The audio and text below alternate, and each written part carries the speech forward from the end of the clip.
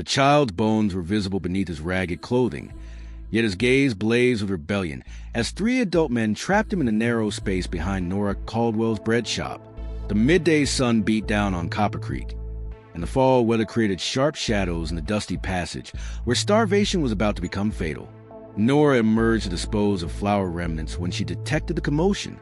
Deputy Marshal Wade Langston held the child by his shirt collar, rattling him violently, while Baker Thompson and Mining Supervisor Curtis Valentine observed with malicious pleasure. The child appeared no older than 12, nothing but skin and bones covered in grime, with hair so tangled it resembled straw. She considered returning indoors.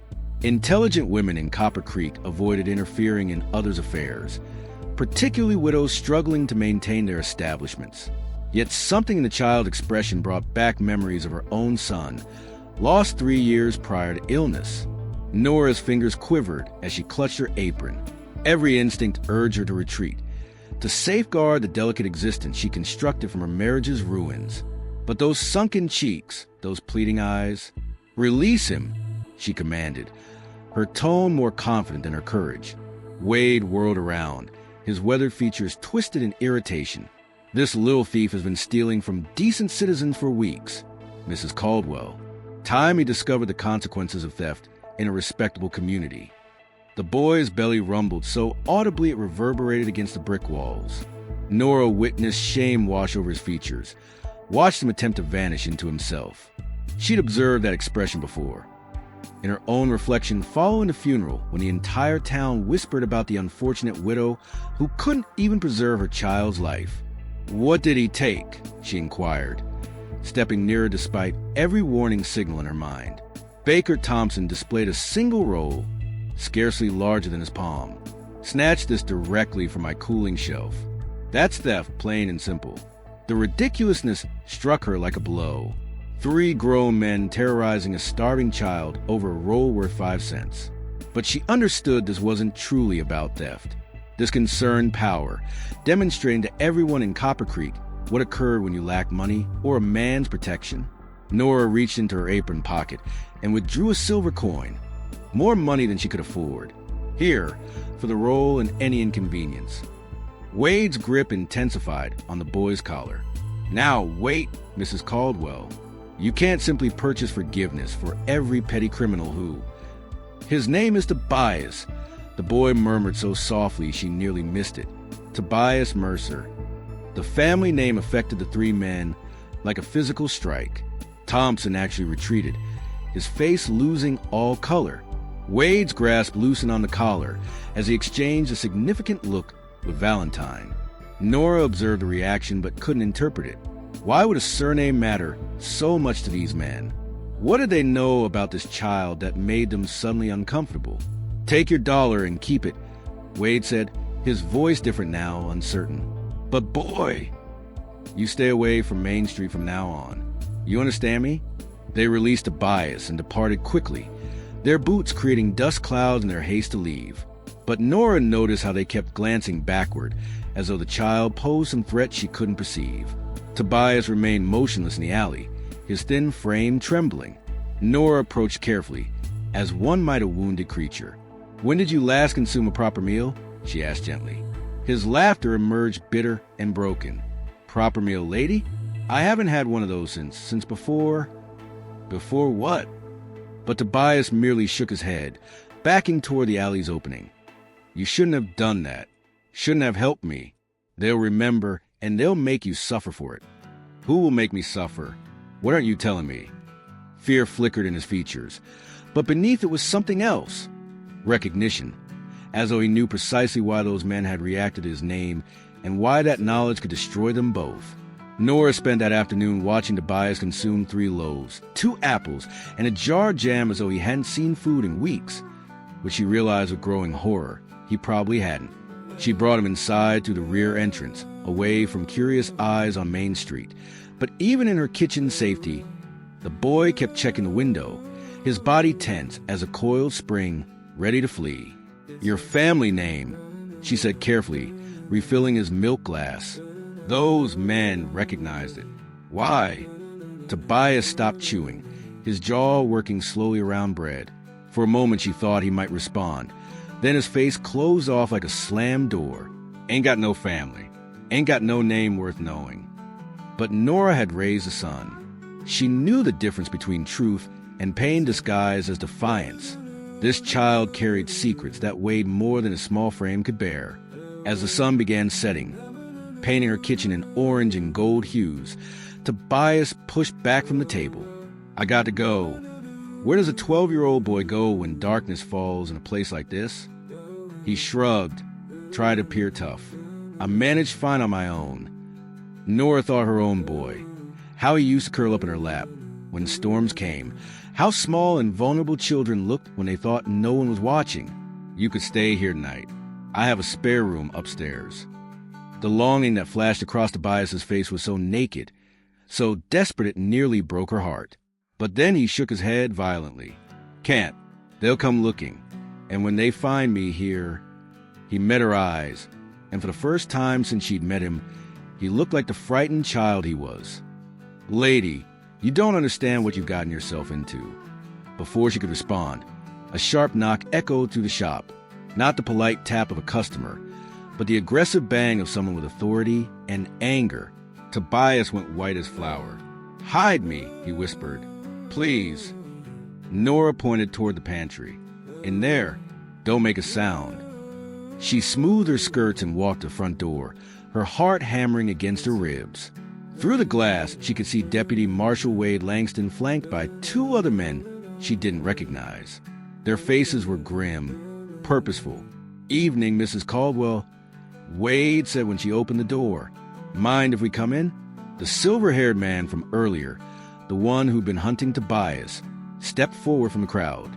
His face was ashen but defiant.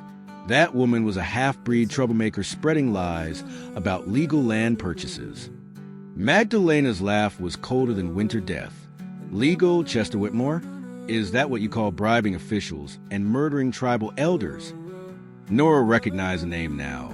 Chester Whitmore owned the largest share of the Copper Creek mine, the source of most of the town's wealth. She'd serve him coffee a dozen times, never suspecting the blood on his money. Rebecca came seeking justice, Magdalena continued, her voice carrying to every corner of the town. Instead, she found a bullet in the back on a dark road outside town, and her 4-year-old son, who witnessed everything, was left for dead in a ravine. Tobias pressed against the window beside Norah, his small hands clenched into fists.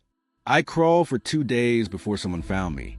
Spent 3 years in an orphanage in Denver, too scared to tell anyone my real name. When I finally came back here, looking for answers, looking for justice, they tried to finish what they started. Norah finished, understanding flooding through her. Outside, the confrontation was escalating. Chester Whitmore had pulled a gun, and several of his men followed suit. But the sisters didn't flinch. If anything, they seemed to welcome the threat. You want a war, old man? Magdalena asked, her rifle trained steadily on Chester's chest. Because that's exactly what you'll get if you don't start telling the truth. Deputy Marshal Wade stepped between them, his badge glinting in the moonlight. Now see here, this is still my town, and I won't have... A single shot cracked through the night. Wade's hat flew off his head, revealing the gray hair beneath. The bullet had missed him by inches, a warning that couldn't be ignored. Magdalena hadn't moved, but smoke drifted from the barrel of her rifle. Your town, deputy? Funny thing about that, we did some research before we rode in here. Turns out you've been taking payments from the mine for 5 years. Same amount of time since Rebecca Mercer died. Wade's face went white as fresh snow. Around the square, townspeople began murmuring, putting together their own pieces of the puzzle.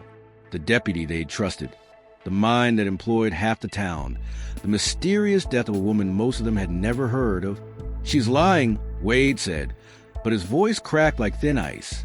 I never took no bribes. One of the sisters rode forward, holding up a leather saddlebag. Bank records say different, deputy. $50 a month. Every month since Rebecca Mercer's murder. Funny how that's exactly what Chester Whitmore pays for protection services. The crowd was turning now. Norah could see it in their faces. The shift from confusion to anger to betrayal. These people worked hard for honest wages, trusted their leaders, raised their children to believe in justice, learning that their town was built on murder, and lies was tearing something fundamental apart. Chester Whitmore raised his gun toward Magdalena, his face twisted with rage and desperation. You have no proof of anything. No court in the territory would take the word of a bunch of outlaw women over respected businessmen. Magdalena smiled then, and it was beautiful and terrible at the same time. Who said anything about courts, Chester? That's when Norah noticed something that made her heart stop. Every single sister had her rifle trained on a different man in the crowd. Not random targets, but specific ones, as if they'd known exactly who they were hunting before they'd ever set foot in Copper Creek. The standoff stretched like a taut wire ready to snap. 300 rifles against maybe 30 townsmen. But the real battle was being fought in the hearts and minds of the people watching. Norah saw it happening in real time. Faces she'd served coffee to every morning were turning from confusion to recognition to horror. These weren't outlaws disrupting their peaceful town. These were women seeking justice for crimes that had been hidden in plain sight. Listen to me, all of you, Magdalena called out, her voice reaching every corner of the square. The Sisters of Justice aren't here to hurt innocent people. We're here for the guilty. We're here for the men who thought they could murder a woman and her child for money and power. Baker Thompson stepped forward from the crowd, his face twisted with desperate anger. You can't just ride into our town and start making accusations. Rebecca Mercer was just some drifter woman and her brat. Another gunshot cracked through the night.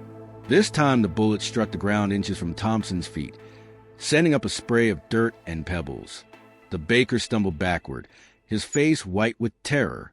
That woman, said a new voice from among the sisters, was my daughter. The rider who spoke removed her hat, revealing features that were unmistakably similar to Tobias. High cheekbones, dark eyes, and an aura of quiet strength that spoke of Lakota heritage. But her face was marked by years of grief and rage. My name is Sarah Standing Bear, she continued, urging her horse forward.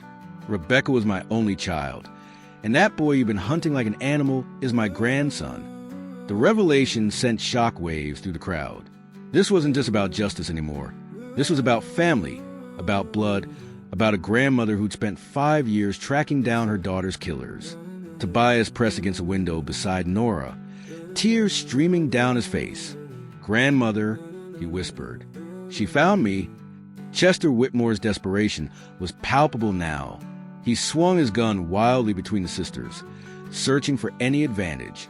You have no authority here. This is American territory, not some savage reservation. The words had barely left his mouth when Sarah Standing Bear's rifle spoke. The bullet took Chester's gun clean out his hand, the metal spinning away into the darkness. He cradled his stinging fingers, staring at the woman who'd just proven she could have killed him as easily as disarmed him. Savage. Sarah's voice was deadly calm. You murdered my daughter in cold blood and left her 4-year-old son to die in a ravine. You stole land that belonged to my people for generations. You corrupted lawmen and silenced witnesses. And you call me savage. If you were Tobias, what would you do? Stay hidden and let others fight your battle, or step forward and face the men who destroyed your family? Tell me in the comments. I need to know which side you choose. Because what Tobias decided next would determine whether justice finally came to Copper Creek, or whether blood would run red in the dusty streets before dawn broke. Deputy Wade made a break for his office, probably seeking reinforcements or an escape route. But 3 sisters were already moving to cut him off, their horses dancing around him like wolves around trapped prey. The circle was closing. The guilty were being separated from the innocent. And somewhere in her kitchen, Norah realized she was about to witness either the greatest act of justice she'd ever seen, or the bloodiest massacre in Copper Creek's history.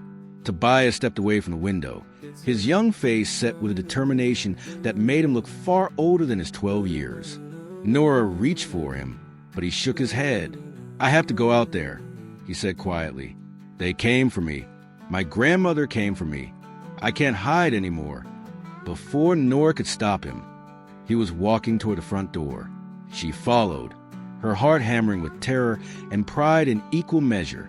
This boy, this brave, broken child, was about to face the men who destroyed his world.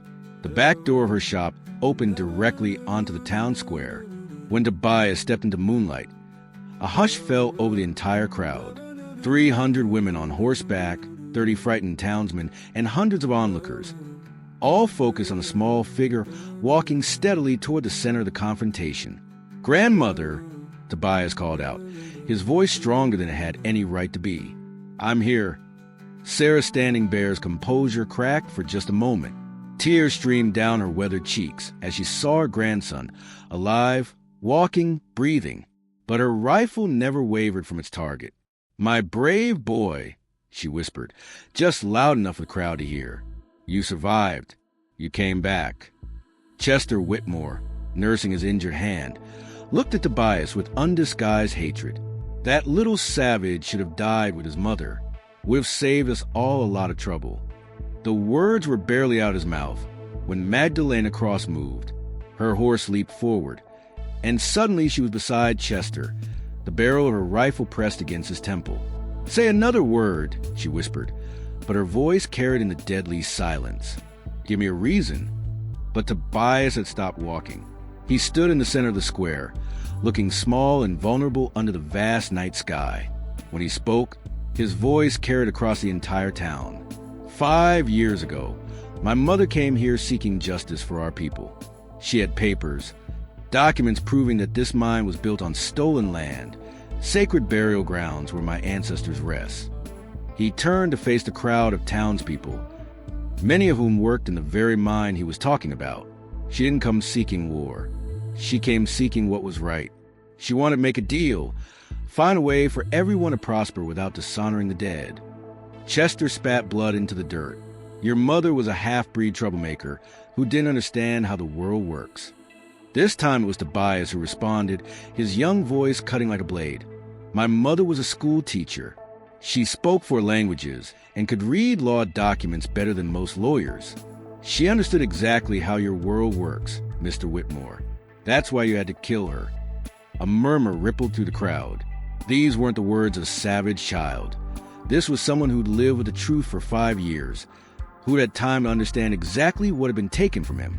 "The night she died," Tobias continued, "I was hiding in the back of her wagon. I saw everything." Deputy Wade, who'd been trying to edge toward his office, stopped dead in his tracks. His face went gray as desert dust. "I saw Mr. Whitmore signal to you, Deputy. I saw you step out from behind the rocks. I saw you put that bullet in my mother's back while she was trying to ride away." The crowd erupted. Shouts of anger, disbelief, and betrayal filled the night air. Wade pulled his gun, swinging it wildly between Tobias and the sisters. "The boy is lying. He was 4 years old, traumatized. He couldn't remember anything clearly." "I remember everything," Tobias said simply. "Every word, every face, every detail, including what you did to me after you thought she was dead." Sarah Standing Bear's horse moved closer to her grandson, protective and proud. "Tell them, child, tell them what these men did to you." Tobias looked directly at Deputy Wade, and in that moment, the scared orphan disappeared completely. In his place stood a young man carrying the weight of truth, the power of justice. "You threw me in that ravine while I was still breathing. You told Mr. Whitmore I was dead, but I wasn't. I crawled for 2 days with a broken arm and a head wound, drinking rainwater and eating grass until a traveling preacher found me." Deputy Wade's hand shook as he kept his gun trained on Tobias. Sweat poured down his face despite the cool night air, and his voice cracked when he spoke. "You can't prove nothing, boy. It's your word against mine. And who's going to believe a half-breed orphan over a sworn lawman?" Magdalena Cross laughed, cold and sharp as winter wind. "That's where you're wrong, Deputy. We didn't ride 300 miles just on the word of a child." She reached into her saddlebag and pulled out a thick leather portfolio. "We have the testimony of Father Miguel Santos, the preacher who found Tobias dying in that ravine. We have bank records showing your payments from the mine. We have witness statements from tribal elders who saw Rebecca ride into town that night." Wade's face went white as bone. "Those papers ain't worth nothing. No court would. And we have this. Sarah Standing Bear interrupted, holding up a small metal object that glinted in the moonlight. The bullet that killed my daughter. Dug it out of her spine myself when I buried her in secret. The markings match your service revolver perfectly, Deputy. The crowd was turning ugly now. Men who'd trusted Wade, who'd shared drinks with him, who'd relied on him to keep their families safe, stared at him with growing rage and betrayal. Some were reaching for their own weapons, but Norah couldn't tell if they planned to defend Wade or help the sisters. Physical evidence would ensure conviction. Tobias stood beside his grandmother's horse, no longer the frightened orphan who'd begged for bread yesterday. He looked up at Norah, who'd remained by her shop throughout the long night.